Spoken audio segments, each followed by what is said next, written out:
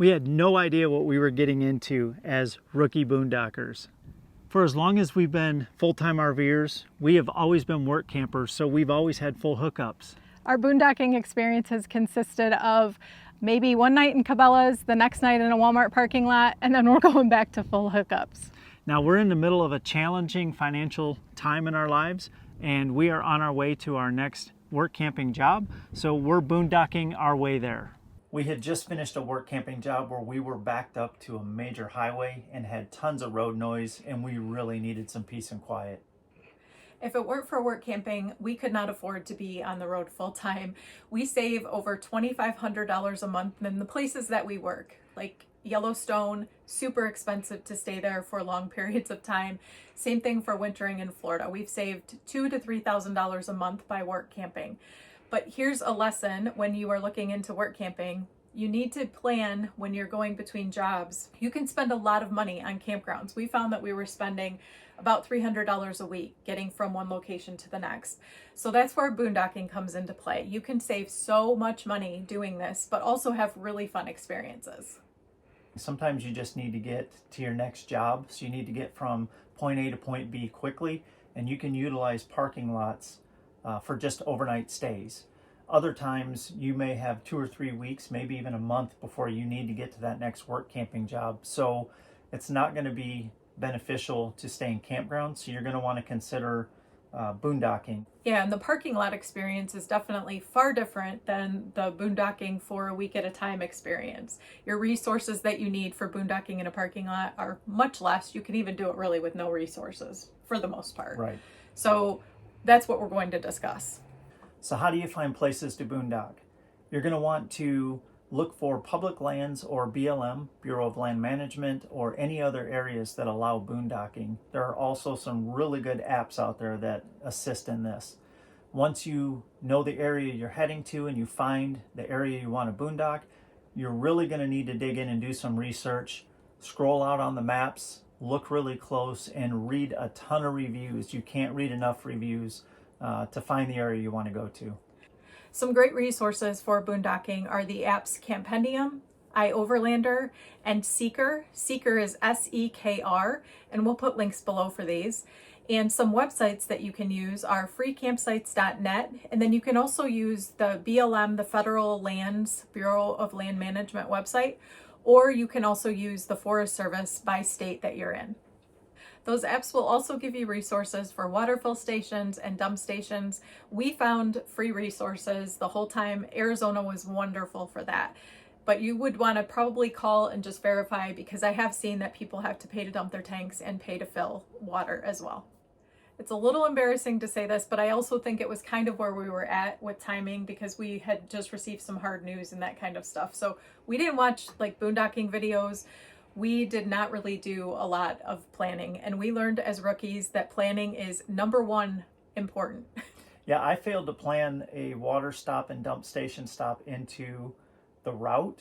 So we actually had to go past where we wanted to boondock to the next nearest place to fill water and have a place to dump our tanks. So that's really important that you remember to plan that in as you're finding your boondocking location. So excuse the travel day mess, but we were not able to get propane at Speedway because they didn't have anybody there who could fill it. So they sent us across the street to Tractor Supply. They said that they would price match it.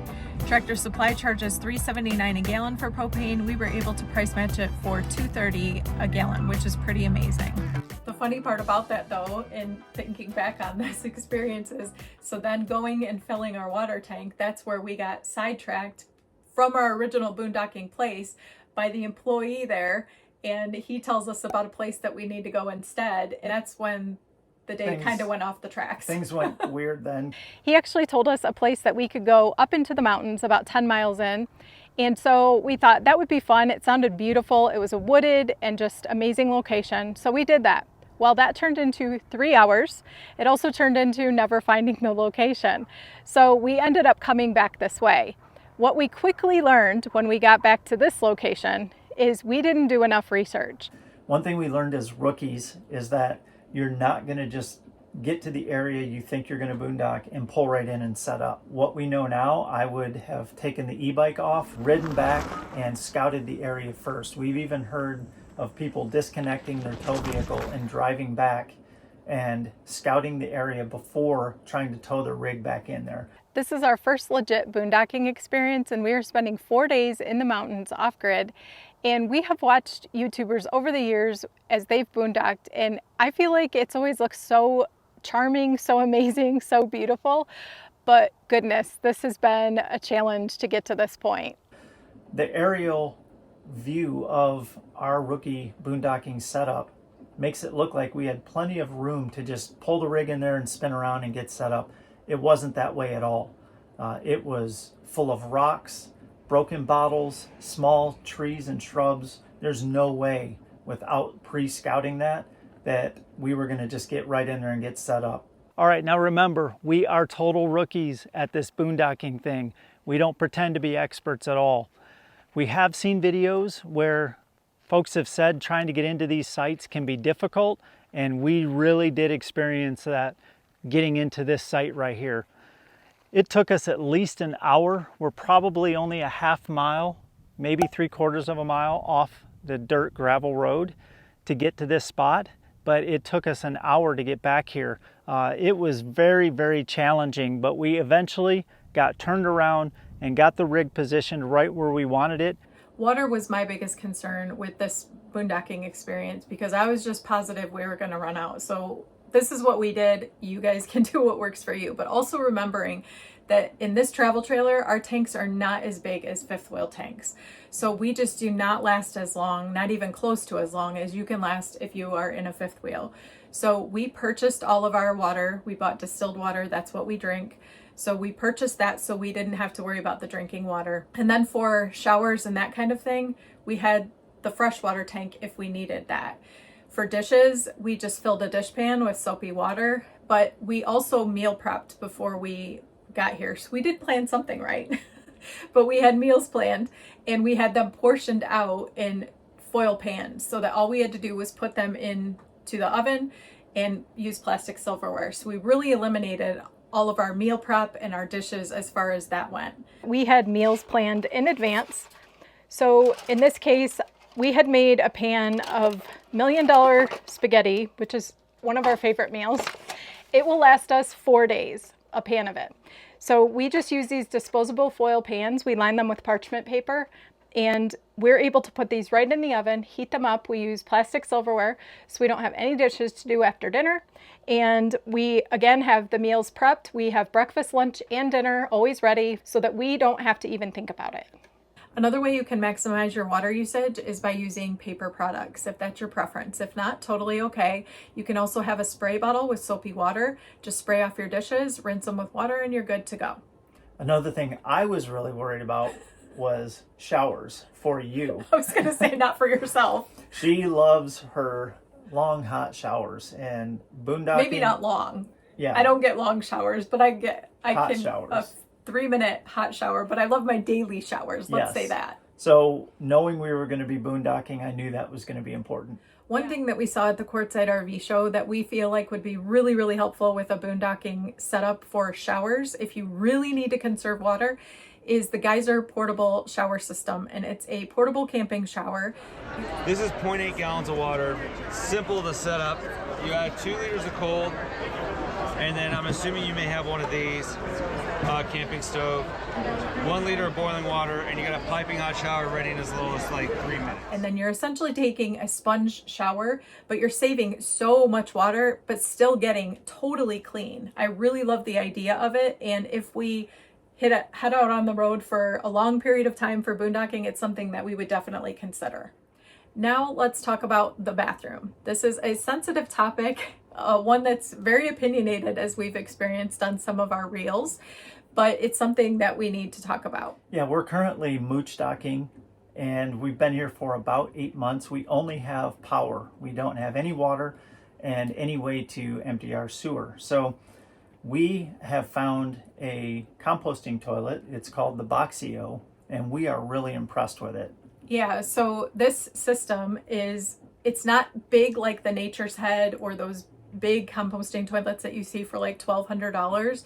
It's not something permanent, which is what we really, really love. We're gonna be completely open here and share it all, but we set it in our shower because we're not using our shower because, again, we have no water, and we don't have to worry about disconnecting our toilet. It is small, it is so portable, it's wonderful. And now going forward, when we're boondocking, this is what we'll be using, and we will end up with our entire fresh tank for use however we need because we will not be flushing anymore. I absolutely love it for that reason. They're compostable bags, which is awesome. They're very strong. You don't have to worry about them tearing or leaking. You can take them and just put them in your regular garbage. It's a really good system to save water when you're boondocking. We don't really have a boondocking setup. We'll talk about that in a little bit, but what we do have is 45 gallons of fresh water, 45-gallon black tank, and then 82 gallons combined between our two gray tanks. One's for our bathroom and our shower, and the other one is for our kitchen. We also have a generator. Now, as Laurie said, we don't exactly have a boondocking setup. We do have one solar panel that came with this grand design, and it does work just for our refrigerator. We're very thankful that we have that. It does extend our life out here without having to run a generator. We also added a second 12-volt deep cycle battery in parallel, which will extend our life for boondocking. We have this entire roof available for solar panels. So in the future, we would like to incorporate a nice solar setup. I was under the impression that when you are boondocking for longer periods of time that you absolutely have to have solar, that it's just not something that you can do without a huge solar setup. What we learned with this rookie boondocking experience is that that's not the case. We actually, the entire day, were in total peace and quiet, just enjoying being completely off grid.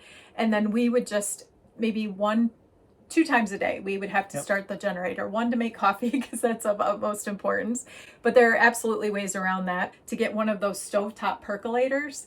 That's another way, so we wouldn't even necessarily have to turn on our generator for our coffee. And then in the evenings to charge things up. One thing we learned, and I still really want to get one, is a portable power station, just where we could plug our computers in and not have to run the generator just to charge our computers. But one thing that we have that we've had for a long time, and we take these when we're backpacking or if we're just going to be out for the day and not able to be plugged into the truck, are these little portable power stations. They are wonderful for charging your phone, if you have extra equipment that you're filming with, that kind of thing. These are great for that, and they will last a long time. So these are good for small things, but portable power station would be ideal to have. The other cool thing is when it got really hot, we weren't able to run our ACs. Obviously, we're boondocking, but now we have a soft start. And with our generator, during the peak heat hours of the day, we would have been able to run our generator with the soft start and run our AC units. Yeah, we actually had to leave and go to a coffee shop to get some work done because I was dripping sweat. It was just too much to try to sit there and be miserable and get work done. So we went to a coffee shop. If we had the soft start, we would have been able to stay. Another thing to pay attention to is the local weather, especially if you are way back in. And a couple of the places that we drove way back into, I would not want to be back there even with a four-wheel drive towing an RV. So it's really important that you pay attention to the local weather. Yeah, we follow a girl who lives in her van, and she's posted multiple times about being stuck. She's had to be towed out from places that she was boondocking and it suddenly rained or that kind of thing. One thing we were blown away by was the amount of trash that we found while we were boondocking. We really couldn't believe people would leave that much junk. It was really disappointing. Just like the Boy Scout motto, leave no trace. We would keep a small garbage bag or grocery bag. Anytime we went into town, we would just throw away small amounts at a time to get rid of our trash. You don't have to haul in a big garbage bag full of trash and try to find a place to get rid of it. So that's really important to keep in mind. Another way that you can extend a day or two, as long as you have room in your tanks, is by utilizing a water bladder. We actually have seen folks on YouTube that have done this. They use a water bladder when they go into town to fill up, and they bring that back and put that into their fresh tank when they get back. So that's another way. We're all about being transparent and sharing our failures with you so that you can learn from our mistakes, even if it's a little bit embarrassing for us. Boondocking is such a great way to save money, whether you're work camping or not, and we hope that you can get out there and enjoy these beautiful places for free. Now get out there and wander.